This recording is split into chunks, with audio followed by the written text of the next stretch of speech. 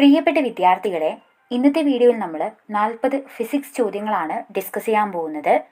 Physics എന്ന മേഖലയിൽ നിന്ന് വരാൻ സാധ്യതയുള്ള 40 ചോദ്യങ്ങളാണ്. അതിൽ തന്നെ അളവുകളും യൂണിറ്റുകളും എന്ന വിഷയത്തിൽ നിന്നാണ് ഇന്നത്തെ 40 ചോദ്യങ്ങൾ ഉൾപ്പെടുത്തിയിട്ടുള്ളത്.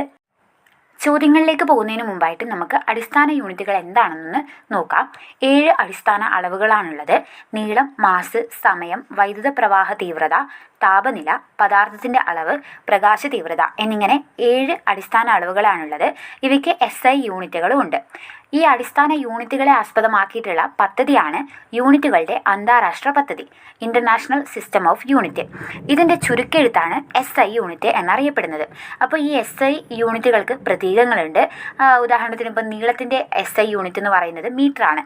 പ്രതീകം എന്ന് പറയുന്നത് ചെറിയ അക്ഷരമായിട്ടുള്ള M ആണ്. അപ്പോൾ ഓരോ അടിസ്ഥാന അളവുകൾക്കും പ്രതീകമുണ്ട്, യൂണിറ്റ് ഉണ്ട്. SI യൂണിറ്റുകൾ എന്ന് പറയുന്നത് ഏകീകൃത യൂണിറ്റുകളാണ്. അതേപോലെ അന്താരാഷ്ട്ര അംഗീകാരമുള്ളതാണ്. എല്ലാ ഭൗതിക അളവുകളും പ്രസ്താവിക്കാൻ പര്യാപ്തമായിട്ടുള്ളതാണ് അടിസ്ഥാന അളവുകൾ. അപ്പോൾ അടിസ്ഥാന അളവുകളിൽ നിന്ന് ഡിറൈവ് ചെയ്യുന്ന യൂണിറ്റുകളെയാണ് ഡിറൈവ്ഡ് യൂണിറ്റുകൾ അഥവാ വ്യുൽപ്പന്ന യൂണിറ്റുകൾ എന്ന് പറയുന്നത്. ഉദാഹരണത്തിന് ഇപ്പോൾ പരപ്പളവ്, അതേപോലെ ചുറ്റളവ്, സാന്ദ്രത ഇവയൊക്കെ വ്യുൽപ്പന്ന യൂണിറ്റുകൾ എന്നാണ് പറയുന്നത്. ഇന്നത്തെ വീഡിയോയിൽ നമ്മൾ പ്രധാനമായിട്ടും ഈ അടിസ്ഥാന യൂണിറ്റുകളെ പറ്റിയിട്ടും അതുകൂടാതെ മറ്റ് ചില യൂണിറ്റുകളെ പറ്റിയിട്ടുമാണ് ചോദ്യങ്ങൾ ഉണ്ടാക്കിയിട്ടുള്ളത്. 40 ചോദ്യങ്ങളാണുള്ളത്. മുഴുവൻ ചോദ്യങ്ങളും SCRTയിൽ നിന്നാണ്. മുഴുവൻ ചോദ്യങ്ങളും കാണുക. അപ്പോൾ നമുക്ക് ചോദ്യങ്ങളിലേക്ക് പോകാം. ഒരു വർഷം കൊണ്ട് പ്രകാശം സഞ്ചരിക്കുന്ന ദൂരത്തെ എന്താണ് പറയുന്നത്? ഒരു വർഷം കൊണ്ട് പ്രകാശം സഞ്ചരിക്കുന്ന ദൂരത്തെ എന്താണ് പറയുന്നത്? ഉത്തരം പ്രകാശവർഷം. ഒരു വർഷം കൊണ്ട് പ്രകാശം സഞ്ചരിക്കുന്ന ദൂരത്തെ പ്രകാശവർഷം എന്നാണ് പറയുന്നത്. ഒരു സെക്കൻഡിൽ പ്രകാശം 3 ലക്ഷം കിലോമീറ്ററാണ് ശൂന്യതയിലൂടെ സഞ്ചരിക്കുന്നത്. ഒരു സെക്കൻഡിലാണ് 3 ലക്ഷം കിലോമീറ്ററാണ് സഞ്ചരിക്കുന്നത്. അതേപോലെ തന്നെ ഈ പ്രകാശവർഷം നമ്മൾ ഉപയോഗിക്കുന്നത് ഗ്രഹങ്ങളിലേക്കും നക്ഷത്രങ്ങളിലേക്കുമുള്ള ദൂരം അളക്കേണ്ടി വരുമ്പോഴാണ് പ്രകാശവർഷം എന്ന് പറയുന്ന അളവ് നമ്മൾ ഉപയോഗിക്കുന്നത്. നമുക്ക് അടുത്ത ചോദ്യത്തിലേക്ക് പോകാം. ചാവുകടലിലെ 1 ലിറ്റർ ജലത്തിൽ കാണപ്പെടുന്ന ഉപ്പിൻ്റെ അളവ് എത്രയാണ്? ചാവുകടലിലെ 1 ലിറ്റർ ജലത്തിൽ കാണപ്പെടുന്ന ഉപ്പിൻ്റെ അളവ് എത്രയാണ്? ഉത്തരം 340 ഗ്രാമാണ് ചാവുകടലിലെ 1 ലിറ്റർ ജലത്തിൽ കാണപ്പെടുന്ന ഉപ്പിൻ്റെ അളവ്. നിങ്ങൾ കരുതുന്നുണ്ടാവും ഫിസിക്സിൽ ചാവുകടലിനെ പറ്റി പറയുന്നത് എന്തിനാണെന്ന്. 8ാം ക്ലാസ്സിലെ ബേസിക് സയൻസിലെ അളവുകളും യൂണിറ്റുകളും എന്ന് പറയുന്ന ഒരു ചാപ്റ്റർ ഉണ്ട്. ആ ചാപ്റ്ററിനകത്ത് സാന്ദ്രത എന്ന് പറയുന്ന ഭാഗമുണ്ട്. അവിടെയാണ് ഈ ചാവുകടലിനെ പറ്റി പരാമർശിക്കുന്നത്. പലസ്തീനിനും ജോർദാനിനും ഇടയിൽ സ്ഥിതി ചെയ്യുന്നതാണ് ചാവുകടൽ. സാധാരണ 1 ലിറ്റർ കടൽ ജലത്തിൽ 35 ഗ്രാമാണ് ഉപ്പ് അടങ്ങിയിട്ടുള്ളത്. അതേസമയം ചാവുകടലിൻ്റെ ഭാഗത്ത് കാണപ്പെടുന്ന 1 ലിറ്റർ ജലത്തിൽ 340 ഗ്രാമാണ് ഉപ്പിൻ്റെ അളവ്. അപ്പോൾ നമുക്കറിയാം സാന്ദ്രത എന്ന് പറയുന്നത് മാസ് ബൈ വ്യാപ്തമാണ്. മാസിനെ വ്യാപ്തം കൊണ്ട് ഹരിക്കുമ്പോഴാണ് നമുക്ക് സാന്ദ്രത കിട്ടുന്നത്. അപ്പോൾ മാസ് കൂടുമ്പോൾ എന്ത് സംഭവിക്കും? സാന്ദ്രത കൂടും. അപ്പോൾ എന്ത് പറ്റും? 340 ഗ്രാം എന്ന് പറയുന്നത് മാസ് കൂടുതലാണ്. ആ സമയത്ത് നമ്മുടെ സാന്ദ്രത കൂടുന്നു. അവിടെ എന്ത് സംഭവിക്കുന്നു? ചാവുകടലിൽ വസ്തുക്കൾ മുങ്ങിപ്പോകില്ല. അവിടെ ഒരാൾ ഇരുന്ന് കടലിൽ കിടന്ന് ഒരാൾ പത്രം വായിക്കുന്ന ചിത്രമാണ് ചാപ്റ്ററിനകത്ത് തന്നിട്ടുള്ളത്. അപ്പോൾ എല്ലാ ഭാഗവും നമുക്ക് ഇമ്പോർട്ടൻ്റ് ആണ്. ചാവുകടലിലെ 1 ലിറ്റർ ജലത്തിലെ ഉപ്പിൻ്റെ അളവ് 340 ഗ്രാമാണ്. അതേസമയം സാധാരണ 1 ലിറ്റർ കടൽ ജലത്തിലെ ഉപ്പിൻ്റെ അളവ് എന്ന് പറയുന്നത് 35 ഗ്രാമാണ്. അപ്പോൾ ഇത് ഓർത്ത് വെക്കുക. നമുക്ക് അടുത്ത ചോദ്യത്തിലേക്ക് പോകാം.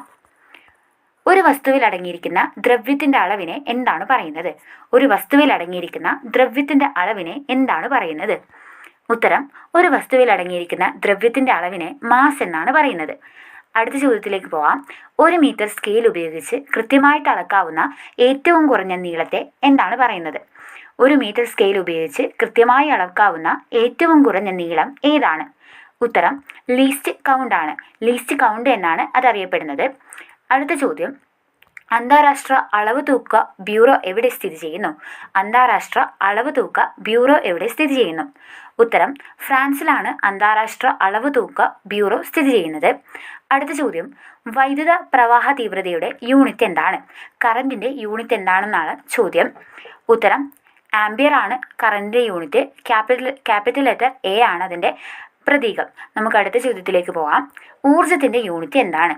ഊർജത്തിൻ്റെ യൂണിറ്റ് എന്താണ്? ഉത്തരം ഊർജത്തിൻ്റെ യൂണിറ്റ് ജൂൾ ആണ്.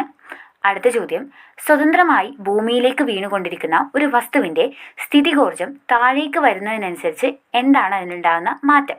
സ്വതന്ത്രമായി ഭൂമിയിലേക്ക് വീണുകൊണ്ടിരിക്കുന്ന ഒരു വസ്തുവിൻ്റെ സ്ഥിതികോർജം താഴേക്ക് വരുമ്പോൾ അതിനെന്താണ് മാറ്റം സംഭവിക്കുന്നത്? താഴേക്ക് വരുന്ന സമയത്ത് സ്ഥിതികോർജം കുറയുകയാണ് ചെയ്യുന്നത്. അടുത്ത ചോദ്യം, ബലത്തിൻ്റെ യൂണിറ്റ് എന്താണ്? ബലത്തിൻ്റെ യൂണിറ്റ് എന്താണ്? ബലത്തിൻ്റെ യൂണിറ്റ് ന്യൂട്ടൺ ആണ്. അടുത്ത ചോദ്യം, പ്രകാശ തീവ്രതയുടെ യൂണിറ്റ് എന്താണ്? പ്രകാശ തീവ്രതയുടെ യൂണിറ്റ് എന്താണ്? ഉത്തരം കാൻഡിലയാണ് പ്രകാശ തീവ്രതയുടെ യൂണിറ്റ്. അടുത്ത ചോദ്യം, ആവൃത്തിയുടെ യൂണിറ്റ് എന്താണ്? ആവൃത്തിയുടെ യൂണിറ്റ് എന്താണ്? ഫ്രീക്വൻസിയുടെ യൂണിറ്റ് എന്താണ്? ഉത്തരം ഹെഡ്സ് ആണ്. അടുത്ത ചോദ്യം, മർദ്ദത്തിൻ്റെ യൂണിറ്റ് എന്താണ്? മർദ്ദത്തിൻ്റെ യൂണിറ്റ് എന്താണ്? ഉത്തരം പാസ്കൽ ആണ് മർദ്ദത്തിൻ്റെ യൂണിറ്റ്. അടുത്ത ചോദ്യം, വൈദ്യുത ചാർജിൻ്റെ യൂണിറ്റ് എന്താണ്? വൈദ്യുത ചാർജിൻ്റെ യൂണിറ്റ് എന്താണ്? വൈദ്യുത ചാർജിൻ്റെ യൂണിറ്റ് കൂളോം ആണ്. അടുത്ത ചോദ്യം, ശബ്ദത്തിൻ്റെ ഉച്ചത രേഖപ്പെടുത്തുന്നതിനുള്ള യൂണിറ്റ് ഏതാണ്? ശബ്ദത്തിൻ്റെ ഉച്ചത രേഖപ്പെടുത്തുന്നതിനുള്ള യൂണിറ്റ് ഏതാണ്? ഉത്തരം ഡെസിബലാണ് ഉച്ചത രേഖപ്പെടുത്തുന്നതിനുള്ള യൂണിറ്റ്. അടുത്ത ചോദ്യം, ദ്രാവകങ്ങൾ അളക്കുന്നതിനുള്ള ഏകകം ഏതാണ്? ദ്രാവകങ്ങൾ അളക്കുന്നതിനുള്ള ഏകകം ഏതാണ്? ഉത്തരം ലിറ്റർ ആണ്. അടുത്ത ചോദ്യം, യൂണിറ്റ് വ്യാപ്തത്തിലുള്ള പദാർത്ഥത്തിൻ്റെ മാസിനെ ഡാഷ് എന്ന് പറയുന്നു. യൂണിറ്റ് വ്യാപ്തത്തിലുള്ള പദാർത്ഥത്തിൻ്റെ മാസിനെ ഡാഷ് എന്ന് പറയുന്നു. എന്താണ് യൂണിറ്റ് വ്യാപ്തത്തിലുള്ള പദാർത്ഥത്തിൻ്റെ മാസിനെ പറയുന്ന പേര്? ഉത്തരം സാന്ദ്രതയാണ്. ഞാൻ നേരത്തെ പറഞ്ഞു, സാന്ദ്രത കാണേണ്ട ഇക്വേഷൻ എന്ന് പറയുന്നത് മാസിനെ വ്യാപ്തം കൊണ്ട് ഹരിക്കുമ്പോഴാണ് നമുക്ക് എന്ത് കിട്ടുന്നത്? സാന്ദ്രത കിട്ടുന്നത്. യൂണിറ്റ് വ്യാപ്തത്തിലുള്ള പദാർത്ഥത്തിൻ്റെ മാസിനെ സാന്ദ്രത എന്നാണ് പറയുന്നത്. അടുത്ത ചോദ്യം, പവറിൻ്റെ യൂണിറ്റ് എന്താണ്? പവറിൻ്റെ യൂണിറ്റ് എന്താണ്? ഉത്തരം പവറിൻ്റെ യൂണിറ്റ് വാട്ടാണ്. അടുത്ത ചോദ്യം, നീളത്തിൻ്റെ അടിസ്ഥാന യൂണിറ്റ് എന്താണ്? നീളത്തിൻ്റെ അടിസ്ഥാന യൂണിറ്റ് എന്താണ്? ഉത്തരം നീളത്തിൻ്റെ അടിസ്ഥാന യൂണിറ്റ് മീറ്റർ ആണ്. അടുത്ത ചോദ്യം, മാസിൻ്റെ അടിസ്ഥാന യൂണിറ്റ് എന്താണ്? മാസിൻ്റെ അടിസ്ഥാന യൂണിറ്റ് എന്താണ്? ഉത്തരം മാസിൻ്റെ അടിസ്ഥാന യൂണിറ്റ് കിലോഗ്രാം ആണ്. അടുത്ത ചോദ്യം, പ്രതിരോധത്തിൻ്റെ യൂണിറ്റ് എന്താണ്? പ്രതിരോധത്തിൻ്റെ യൂണിറ്റ് എന്താണ്? ഉത്തരം പ്രതിരോധത്തിൻ്റെ യൂണിറ്റ് ഓം ആണ്. പ്രപഞ്ചത്തിൽ ദ്രവ്യം ഏറ്റവും കൂടുതൽ കാണപ്പെടുന്ന അവസ്ഥ ഏതാണ്? പ്രപഞ്ചത്തിൽ ദ്രവ്യം ഏറ്റവും കൂടുതൽ കാണപ്പെടുന്ന അവസ്ഥ ഏതാണ്? ഉത്തരം പ്ലാസ്മാവസ്ഥയിലാണ് പ്രപഞ്ചത്തിൽ ഏറ്റവും കൂടുതൽ ദ്രവ്യം കാണപ്പെടുന്നത്. അടുത്ത ചോദ്യം, ചേരുംപടി ചേർക്കാനാണ്.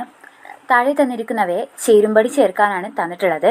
പിണ്ഡം, താപനില, വൈദ്യുത പ്രവാഹം, അവയ്ക്ക് നേരെ ആംബിയർ, കെൽവിൻ, കിലോഗ്രാം എന്നിങ്ങനെയുണ്ട്. ചേരുംപടി ചേർക്കുക. നിങ്ങളുടെ ഉത്തരം കണ്ടെത്തിയെന്ന് വിചാരിക്കുന്നു. പിണ്ഡത്തിന് ചേരുന്നത്, പിണ്ഡം എന്ന് വെച്ചാൽ മാസ് എന്നാണ് അർത്ഥം. അപ്പോൾ പിണ്ഡത്തിന് നേരെ കിലോഗ്രാം ആണ്. അതേസമയം താപനില കെൽവിൻ ആണ്. വൈദ്യുത പ്രവാഹം ആംബിയർ ആണ്. അടിസ്ഥാന യൂണിറ്റുകളെയാണ് ചോദിച്ചിട്ടുള്ളത്. അടുത്ത ചോദ്യത്തിലേക്ക് പോകാം. അതിശ അളവ് അല്ലാത്തത് ഏതാണ്? താഴെ കൊടുത്തവയിൽ അതിശ അളവ് അല്ലാത്തത് ഏതാണ്? ഉത്തരം സ്ഥാനാന്തരമാണ് അതിശ അളവ് അല്ലാത്തത്. അതിശ അളവ് എന്ന് വെച്ചാൽ ദിശ പ്രസ്താവിക്കേണ്ടതില്ലാത്ത അളവുകളെയാണ്, ഭൗതിക അളവുകളെയാണ് അതിശ അളവുകൾ, സ്കെയിലാർ ക്വാണ്ടിറ്റീസ് എന്ന് പറയുന്നത്. ദിശ പ്രസ്താവിക്കേണ്ടതില്ലാത്ത അളവുകളെയാണ് നമ്മൾ അതിശ അളവുകൾ എന്ന് പറയുന്നത്. ദിശ പ്രസ്താവിക്കേണ്ട അളവുകളെ നമ്മൾ സദിശ അളവുകൾ എന്ന് പറയുന്നു. സ്ഥാനാന്തരം ഒരു സദിശ അളവാണ്. സ്ഥാനാന്തരം പ്രസ്താവിക്കുമ്പോൾ ദിശ കൂടി പ്രസ്താവിക്കണം. ദൂരം, സമയം, പിണ്ഡം തുടങ്ങിയവ അതിശ അളവുകളാണ്. ഇവയോടൊപ്പം നമ്മൾ ദിശ പ്രസ്താവിക്കേണ്ടതായിട്ട് വരുന്നില്ല. നമുക്ക് അടുത്ത ചോദ്യത്തിലേക്ക് പോകാം. സ്ഥാനാന്തരത്തിൻ്റെ SI യൂണിറ്റ് എന്താണ്? സ്ഥാനാന്തരത്തിൻ്റെ SI യൂണിറ്റ് എന്താണ്? ഉത്തരം മീറ്റർ ആണ് സ്ഥാനാന്തരത്തിൻ്റെ SI യൂണിറ്റ്. സ്ഥാനാന്തരം എന്ന് വെച്ചാൽ ആദ്യ സ്ഥാനത്ത് നിന്ന് അന്ത്യസ്ഥാനത്തിലേക്കുള്ള നേർരേഖാ ദൂരത്തിനെയാണ് സ്ഥാനാന്തരം എന്ന് പറയുന്നത്. നീളം തന്നെയാണ് അതിൻ്റെ യൂണിറ്റ്, അപ്പോൾ മീറ്റർ തന്നെയാണ്. അടുത്ത ചോദ്യം, ഇവയിൽ ശരിയായ പ്രസ്താവന ഏതാണ്? താഴെ കൊടുത്തവയിൽ ശരിയായിട്ടുള്ള പ്രസ്താവന ഏതാണെന്നാണ് ചോദ്യം. പ്രസ്താവന പ്രവേഗം, സ്ഥാനാന്തരം എന്നിവ സദിശ അളവുകളാണ്. ത്വരണം, ബലം എന്നിവ അതിശ അളവുകൾക്ക് ഉദാഹരണമാണ്. ഇതിൽ ശരിയായിട്ടുള്ള പ്രസ്താവന ഏതാണ്? ഈ രണ്ട് പ്രസ്താവനകളിൽ ഒന്ന് മാത്രമാണ് ശരി. പ്രവേഗം, സ്ഥാനാന്തരം എന്നിവ സദിശ അളവുകളാണ്.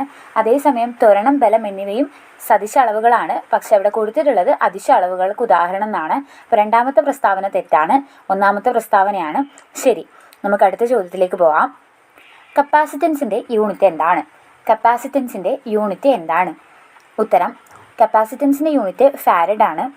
അടുത്ത ചോദ്യം, 1 ലിറ്റർ കടൽ ജലത്തിൽ കാണപ്പെടുന്ന ഉപ്പിൻ്റെ അളവ് എത്രയാണ്?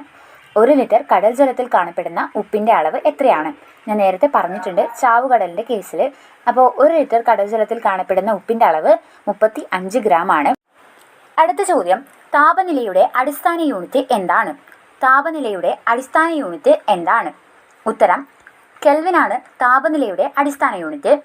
അടുത്ത ചോദ്യത്തിലേക്ക് പോകാം. റേഡിയോ ആക്ടിവിറ്റിയുടെ യൂണിറ്റ് എന്താണ്? റേഡിയോ ആക്ടിവിറ്റിയുടെ യൂണിറ്റ് എന്താണ്?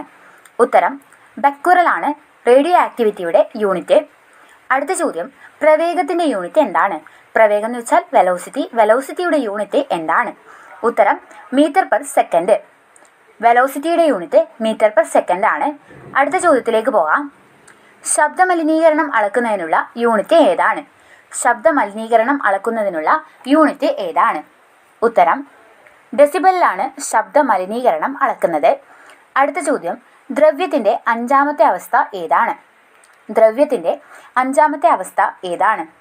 ഉത്തരം ബോസ്-ഐൻസ്റ്റീൻ കണ്ടൻസേറ്റ് എന്നാണ് ദ്രവ്യത്തിൻ്റെ 5ാമത്തെ അവസ്ഥ അറിയപ്പെടുന്നത്. ഖരം, ദ്രാവകം, വാതകം, പ്ലാസ്മ. 5ാമത്തെ അവസ്ഥ ബോസ്-ഐൻസ്റ്റീൻ കണ്ടൻസേറ്റ്.